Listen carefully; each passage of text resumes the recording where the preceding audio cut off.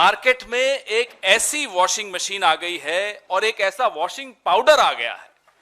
यह है उस वॉशिंग पाउडर का नाम, मोदी वॉशिंग पाउडर। जिद्दी से जिद्दी दाग हो, चाय का दाग हो, सब्जी का दाग हो, किसी भ्रष्टाचार का, रेल घोटाले का, खेल घोटाले का, निर्माण घोटाले का, सिंचाई घोटाले का, कोयले घोटाले का, चिटफंड का, कोई दाग हो, ये मोदी वॉशिंग पाउडर और ये बीजेपी की वॉशिंग मशीन, ये आपके सामने लाना आवश्यक था।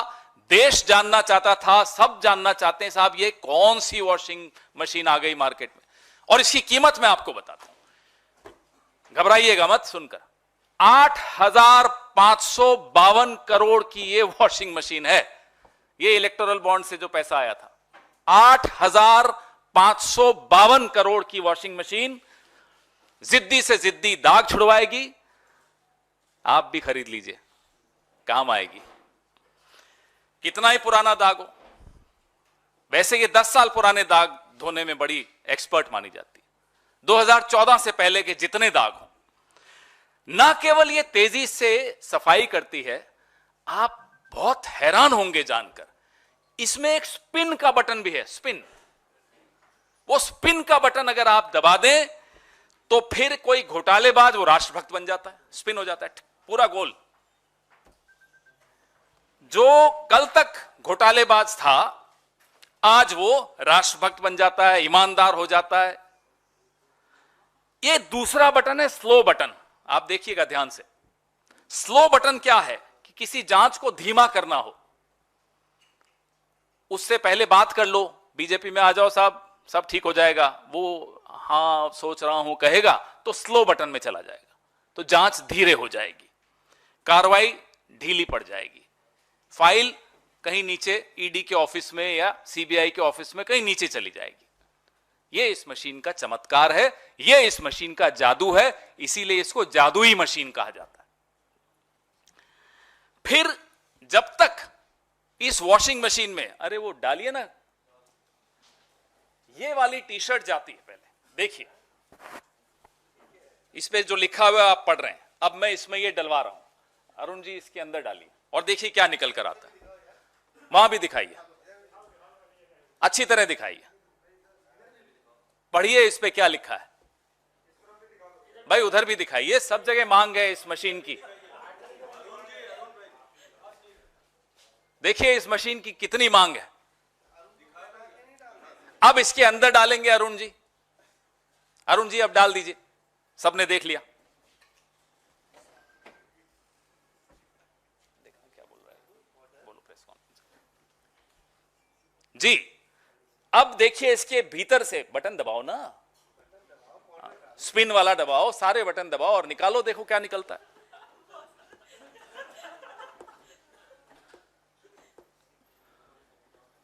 आज की प्रेस वार्ता मोदी जी जरूर देख रहे होंगे। अब ये देखिए साफ होकर क्या निकला।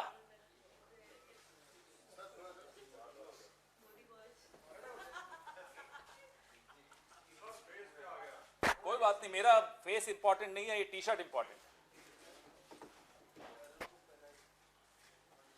देख लिया आपने, तो ये जादू आपको दिखाया।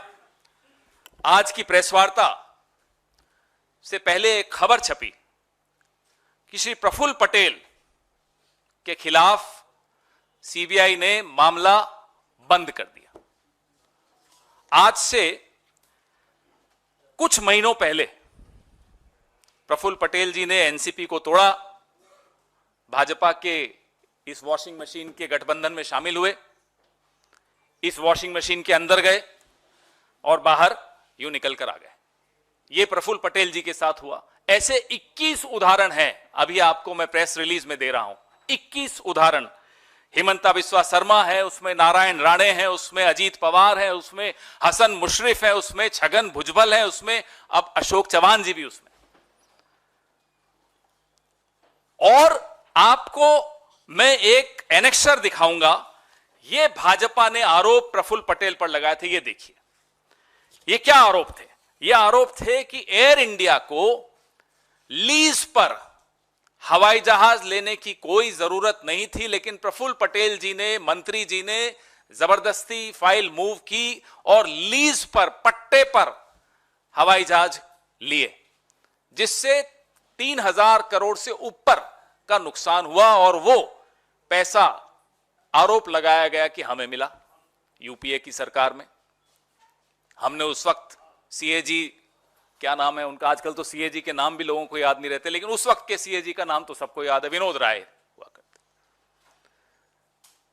कठपुतली थे, डोर जिसके हाथ में थी आज वो सत्ता में है।